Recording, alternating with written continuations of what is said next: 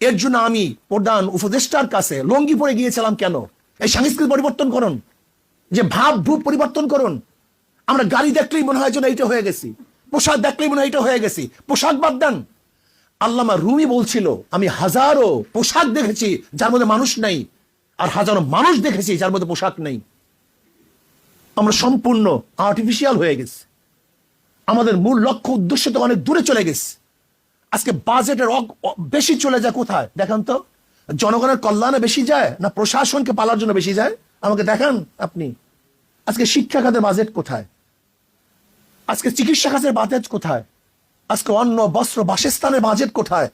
আর দেখেন আর্মিদের বাজেট কত, দেখুন আজকে প্রশাসনের বাজেট কত, চুরি কত, ডাকাতি কত। এগুলি পরিবর্তন করতে হবে। মনে করতে হয় প্রত্যেকটা প্রশাসনের লোক এদেশের কর্মচারী, তারা চাকুরিজীবী। চাকর মানে চাকুরগিরি করে যে জীবিকা নির্বাহ করে তার নাম চাকরিজীবী। আইনজীবী যে আইন ব্যবসা করে জীবিকা নির্বাহ করে তা আইনজীবী।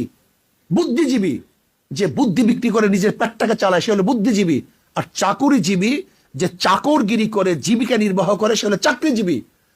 কাজে আমরা জনগণ মালিক, সমস্ত রাষ্ট্রের যারা কর্মচারী তারা আমাদের গোলাম, আমাদের অধীনস্থ, আমাদের চাকর। কিন্তু তাদের ভাব দিয়েছে কি এখন জনগণ হয়ে গেছে গোলাম, আর যারা আমাদের কর্মচারী তারা হয়ে গেছে মালিক। এটা হবে কেন? এটা হতে পারে না। আজকে দেখবেন আমাদের বাংলাদেশ, আমরা বলি গরিব গরিব গরিব গরিব, অথচ আমাদের ডিসিদের কত খরচ হয় দেখেন। দেখুন ডিসির পিছনে বাংলাদেশ কত টাকা খরচ করে, একজন এসপির পিছনে বাংলাদেশ কত টাকা খরচ করে, একজন সচিবের পিছনে কত টাকা খরচ করে। আমাকে বলুন, যে বাংলাদেশ আমরা বলি গরিব রাষ্ট্র, সেই রাষ্ট্রের একজন আমলা কর্মচারী যদি হাইফাই গাড়িতে চলে তাহলে অবস্থাটা কি হবে আমাকে বলুন তো? ওরাই তো চোর, ওরাই তো ডাকাত, ওদেরকে আমরা সেই মানে নিয়ে এসছি। আপনি জানেন যশোরের বাংলুরির অবস্থা দেখেন। যশোরের ডিসির যে বাংলুরটা আছে সেখানে কত একর জমি আছে জানেন আপনি? কত একর জমি সেখানে, একটা মনে হয় কান্ট্রি, একটা রাজত্ব।